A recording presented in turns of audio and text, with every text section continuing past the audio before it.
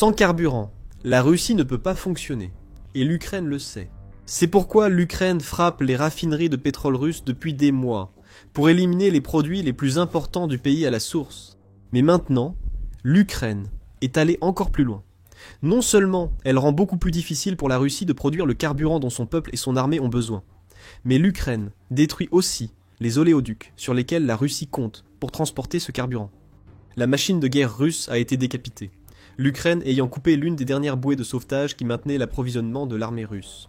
La cible de l'Ukraine, comme l'a rapporté le Kiev Post le 1er novembre, était un trio d'oléoducs qui font collectivement partie de l'oléoduc Ring Refined qui traverse toute la Russie. Cet oléoduc transporte essence, diesel et carburant d'aviation à travers la Russie, en faisant une des artères stratégiques majeures du pays. Les raisons sont simples. L'anneau permet à la Russie d'acheminer du carburant depuis des raffineries éloignées jusqu'en Ukraine, assurant ainsi le ravitaillement de ses troupes pour les assauts. Cet oléoduc est également essentiel pour assurer l'approvisionnement en carburant à travers toute la Russie. Sans l'anneau, les pénuries de carburant qui frappaient déjà la Russie ne feraient qu'empirer. Nous disons « ferait », mais nous voulons dire « feront ». Le renseignement militaire ukrainien a mené une frappe de précision sur l'oléoduc Ring, choquant la Russie.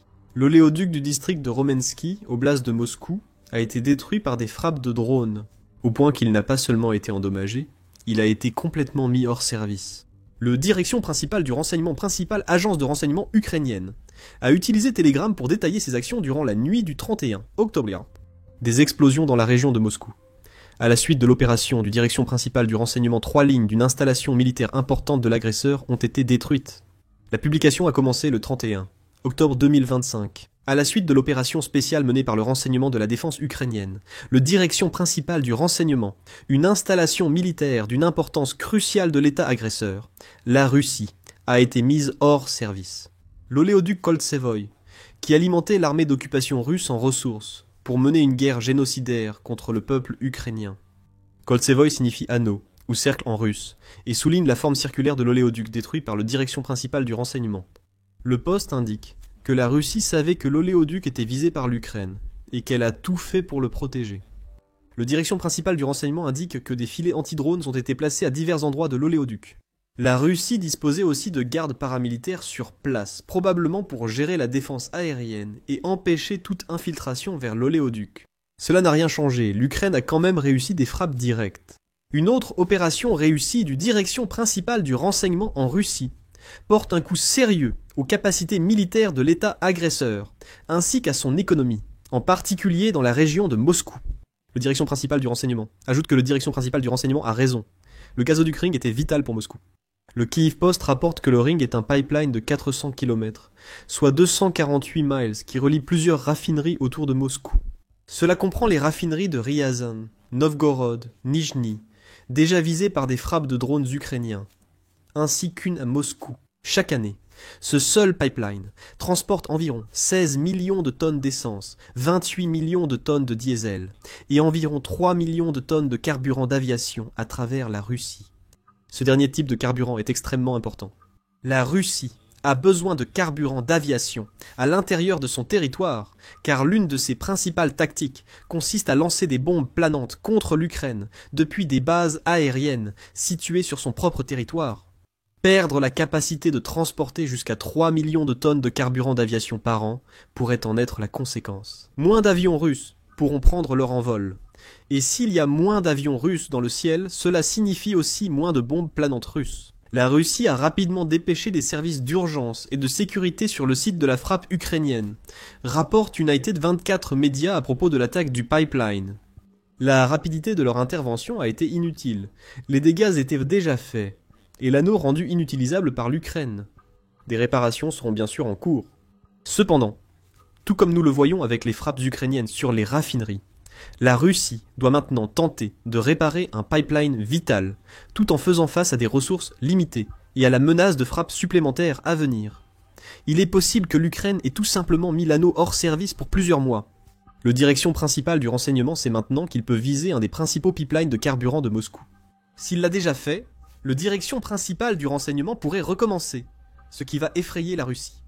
Mais ce qui inquiétera aussi particulièrement Poutine, c'est que l'Ukraine semble élargir la portée de ses frappes à longue distance contre la Russie, avec cette dernière attaque. Depuis quelques mois, l'Ukraine cible les raffineries de pétrole russes, en frappant plusieurs d'entre elles à de nombreuses reprises, afin de réduire d'environ 38% la capacité de raffinage du pays. Hors ligne, tout cela avait du sens. Moins de raffineries signifie moins de carburant en Russie, affectant la population, l'armée et l'économie. Après avoir longtemps frappé le carburant russe à sa source, l'Ukraine a élargi son champ d'action, au point de s'attaquer aux oléoducs, qui transportent le carburant que la Russie possède encore. Ainsi, même le carburant destiné au peuple ou aux soldats russes devra rester stocké ou être transporté autrement. Cela fait que le carburant mettra beaucoup plus de temps à arriver là où il doit aller. L'Ukraine a obtenu le même résultat qu'avec les frappes sur les raffineries, en détruisant l'anneau. Tout cela vise à paralyser la machine de guerre russe en détruisant son infrastructure logistique. La perte de l'anneau est déjà une nuit terrible pour Moscou. Mais comme l'Ukraine l'a souvent montré, quand il pleut, c'est le déluge pour la Russie. Si l'anneau attirera l'attention après les frappes ukrainiennes du 31 octobre, deux autres cibles ont aussi été fortement touchées. Ces cibles incluent une centrale thermique à Oriol. Le Kyiv Post indique que le 31 octobre, l'Ukraine a frappé par drone plusieurs sites en Russie, dont la centrale d'Oriol. Certains quartiers de cette ville ont été privés d'électricité. Et c'est un exemple de la façon dont l'Ukraine ramène une partie de la douleur causée par l'invasion de Poutine au peuple russe, sans les cibler directement. L'Ukraine a aussi visé des infrastructures énergétiques dans d'autres villes russes cette nuit-là, détruisant des sous-stations et provoquant des explosions qui ont endommagé équipements électriques et raffineries. Ces attaques surviennent alors que les températures en Russie tombent à 5 degrés Celsius et devraient encore baisser avec l'arrivée de l'hiver. Le pays se prépare à un hiver froid. Si l'Ukraine gagne, les Russes risquent d'avoir froid et pourraient retourner leur colère contre Poutine. Le chef du direction principale du renseignement, le lieutenant-général Kirilo Boudanov, a rapidement salué la dernière opération ukrainienne et expliqué son efficacité. Nos actions directes ont causé bien plus de dégâts à la Russie que toutes les sanctions appliquées jusqu'à présent, rapporte le Kiev Post. Boudanov l'a déclaré. C'est une vérité mathématique. Nos frappes atteignent l'agresseur là où ça fait mal. Cela soulève la grande question. Boudanov a-t-il raison ? Sur le plan monétaire, il sous-estime peut-être l'impact des sanctions occidentales sur la Russie durant la guerre. Le 13 juin, le gouvernement britannique a publié un rapport sur les conclusions d'une étude du Foreign Commonwealth and Development Office, ou Foreign Commonwealth and Development Office, concernant l'impact monétaire des sanctions occidentales contre la Russie.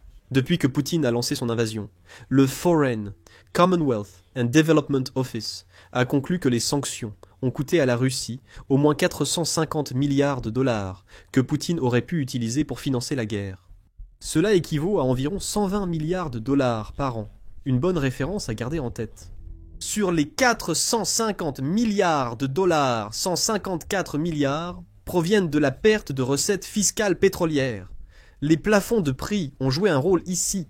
Le prix de référence du pétrole brut oral de la Russie est désormais bien inférieur au prix mondial du Brent. Cela s'explique par les plafonds de prix et la réduction que la Russie accorde aux acheteurs restants.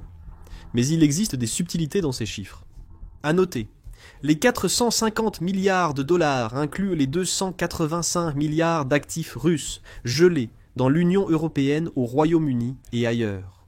Le gel de ces actifs empêche Vladimir Poutine de les utiliser, conséquence directe des sanctions. Les actifs gelés semblent constituer une grande part des 450 milliards de dollars. L'impact des sanctions sur le commerce pétrolier russe reste limité, ce qui soulève une deuxième réserve sur les chiffres du Foreign Commonwealth and Development Office. Bien que les sanctions occidentales aient coûté beaucoup d'argent à la Russie en ce qui concerne les ventes de pétrole et de gaz, l'Occident a parfois soutenu la guerre de Poutine de façon inappropriée. En avril, le Centre de recherche sur l'énergie et l'air pur a révélé que l'Union européenne a acheté en 2024 presque autant de combustibles fossiles russes qu'avant la guerre. L'Union européenne a dépensé environ 254 milliards de dollars en combustibles fossiles russes en 2024. C'était bien plus que les 2169 milliards de dollars d'aide militaire envoyés par l'Union européenne à l'Ukraine la même année. Donc, il y a clairement un argument à avancer ici. Bien que les sanctions occidentales semblent efficaces, selon le rapport du Foreign Commonwealth and Development Office, leur impact a été limité par l'incapacité de l'Union européenne à se passer du gaz et du pétrole russe. En 2024, les taxes sur les ventes de combustibles fossiles à l'Union européenne auraient apporté des milliards à la machine de guerre de Poutine. Certains affirment que cela n'aurait pas dû arriver. L'Union européenne agit pour y remédier. Le bloc élimine progressivement ses achats de pétrole et de gaz russe, au point qu'il ne devrait plus rien acheter à la Russie d'ici 2028. Cependant, cela reste lointain, et l'Union européenne passera les prochaines années à atténuer l'effet de ses propres sanctions. Boudanov suggère que les sanctions aériennes ukrainiennes seraient plus efficaces que les sanctions traditionnelles occidentales. Les drones ukrainiens ont eu un impact financier notable sur la Russie. Vers le 15 août, l'Ukraine a lancé une nouvelle série de frappes contre les raffineries de pétrole russes. Le Kiev indépendant a indiqué que l'Ukraine avait obtenu d'importants résultats grâce à ses frappes à longue portée en 2025. Ces frappes ont coûté à la Russie environ 4% de son produit intérieur brut durant les 8 premiers mois de l'année. Ce chiffre s'élève à 741 milliards de dollars, note le Kiev indépendant. Si les frappes restent constantes, l'Ukraine aura coûté 11 115 milliards de dollars à la Russie d'ici fin 2025. C'est favorable comparé au coût moyen de 120 milliards de dollars des sanctions occidentales évoquées plus tôt. Nous pourrions aussi nous concentrer seulement sur les 154 milliards de dollars de revenus pétroliers perdus selon le Foreign, Commonwealth and Development Office à cause des sanctions occidentales. Cela équivaut à 41 milliards de dollars par an, loin des chiffres avancés par Kiev sur le coût des drones pour la Russie entre janvier 2025 et début août. Peu importe combien la Russie aurait perdu d'ici la fin de 2025. Nous continuons d'utiliser le conditionnel ici, parce que l'Ukraine a intensifié ses frappes contre les raffineries en août. Les 11 115 milliards de dollars sont probablement bien inférieurs au coût réel de l'Ukraine pour la Russie en 2025. Le chiffre réel, non divulgué par l'Ukraine, est sans doute bien supérieur. Boudanov sait peut-être combien de milliards la Russie a perdu à cause des frappes ukrainiennes sur les raffineries, ce qui expliquerait pourquoi il affirme que les chiffres le confirment. Pour l'instant, nous ne savons pas. L'Ukraine doit révéler plus sur les pertes russes avant que nous puissions le savoir. Il faut aussi noter la grande différence entre les sanctions traditionnelles et les sanctions volantes de l'Ukraine. Les premières sont surtout des outils financiers visant à priver Poutine des fonds pour financer son invasion. Quant aux secondes, elles diffèrent beaucoup. Les drones longue portée ukrainiens posent à la Russie d'importants problèmes financiers, comparables ou supérieurs à ceux des sanctions classiques. Pourtant, ils font aussi ce que les sanctions traditionnelles les plus dures ne peuvent pas, ramener la guerre en Russie. Nous en avons parlé plus tôt. Les drones de l'Ukraine sont le symbole d'une guerre qui n'était jamais censée atteindre le territoire russe, le retour de bâton. À chaque frappe de l'Ukraine, le peuple russe voit que Poutine leur ment lorsqu'il affirme que l'Ukraine est sur le point d'être vaincue. Ces gens entendent et voient les explosions. Ils ont peur quand un drone les survole, même s'ils visent une raffinerie ou des cibles militaires, pas leur maison. Ne sous-estimez pas l'impact que les effets visuels et tangibles des drones ukrainiens ont sur le peuple russe. Comme le note l'Associated Press News, certains drones ukrainiens ont une portée d'environ 1000 km, soit à peu près 6 sending miles. Cela signifie que ces drones peuvent frapper en plein cœur des régions frontalières les plus peuplées de la Russie, ainsi que la capitale, Moscou. Le média cite Adriano Bossoni, directeur de RAIN, Société d'analyse des risques mondiaux, qui s'est exprimé auprès d'eux. Ce que nous constatons, c'est que l'Ukraine devient de plus en plus habile à porter la guerre à l'intérieur de la Russie. La Russie pensait son territoire sûr pendant la guerre, mais ce n'est plus le cas, a déclaré Bossoni à Associated Press News. C'est la grande différence. L'effet des sanctions traditionnelles se fait sentir avec le temps, en érodant progressivement les capacités financières de la Russie. Les drones de l'Ukraine, ces sanctions volantes, sont plus viscérales, ils érodent et explosent. Ils ont aussi un impact plus direct et rapide sur la Russie que les sanctions traditionnelles. Et cela n'est nulle part plus évident que dans la crise du carburant que la Russie traverse en ce moment. Le 27 octobre, le Moscow Times a rapporté que les prix de l'essence en Russie ont augmenté de 116% depuis le début de 2025. Cette inflation n'est pas naturelle. Elle résulte directement de la crise de l'offre et de la demande causée par l'Ukraine. Les grèves dans les raffineries mentionnées plus tôt sont très intenses. Le 1er novembre, le Kiev Independent a relayé les déclarations du chef du service de sécurité d'Ukraine, Vassil Maliouk. Il a affirmé qu'en 2025, l'Ukraine a mené au moins 160 frappes sur des installations pétrolières russes, dont 20 en septembre et octobre. Ce sont des cibles militaires légitimes. L'extraction et le raffinage du pétrole couvrent environ 90% du budget de défense russe. Ce sont ces pétro-roubles qui financent la guerre contre nous, souligne Maliouk. Il note également que les frappes ukrainiennes ont touché une telle partie du raffinage russe que le pays fait face à un déficit de 20% dans l'approvisionnement nécessaire pour répondre à la demande intérieure d'essence. Ce n'est pas un hasard. L'Ukraine cible délibérément le pétrole russe avec ses frappes à longue portée. L'attaque contre l'oléoduc Ring est la dernière d'une série de frappes visant à affaiblir la Russie en Ukraine. Et presque aussi important, infliger de la douleur aux Russes. Ils font désormais la queue aux stations-service pour acheter un peu d'essence à prix élevé. La Russie nie évidemment que l'Ukraine soit responsable de ces problèmes. Le ministre russe de l'énergie, Sergei Tsavilyov, a justifié la hausse des prix de l'essence en Russie, affirmant que nuire aux citoyens par des prix élevés faisait partie du plan russe. Savilyov a expliqué à TASS. Tout d'abord, laissez-moi dire pourquoi cette situation de prix est apparue. En août, les prix à la bourse ont augmenté pour 2 raisons. La saison des maintenances programmées dans les raffineries a réduit la production. Deuxièmement, il y avait la demande saisonnière traditionnellement élevée. Les achats de panique ont également posé problème, a ajouté le ministre de l'énergie. Et c'était le cas. Mais ces achats paniqués étaient dus aux sanctions aériennes de l'Ukraine, pas à une mauvaise réaction des Russes aux soi-disant maintenances programmées. La Russie tente de dissimuler cette réalité à son peuple. Les frappes à longue portée de l'Ukraine ont provoqué une crise du carburant en Russie, un effet inattendu. Aucune de ces attaques sur le territoire russe ne l'était. Mais ces frappes sont désormais une réalité avec laquelle Poutine et ses sbires doivent le composer. Elles rappellent bien plus fortement à la Russie qu'elle est en guerre que toute sanction traditionnelle ne le pourrait. La fermeture du périphérique n'est que le dernier rappel en date. Les drones ukrainiens frappent fort et peuvent atteindre Moscou. Si Poutine compte sur le recul du soutien occidental pour réduire les frappes de drones ukrainiens, il se trompe. La grande majorité des frappes à longue portée de l'Ukraine sont désormais effectuées, avec des armes fabriquées en Ukraine même. C'est ce qu'affirme le président ukrainien Volodymyr Zelensky. Le Kyiv Post rapporte que Zelensky affirme que 90 à 95% des frappes à longue portée, telles que celles contre le Pipeline Ring, utilisent ailleurs des armes ukrainiennes. Des armes telles que Storm Shadow, Atacams et Scalp ont été cantonnées à des rôles de soutien.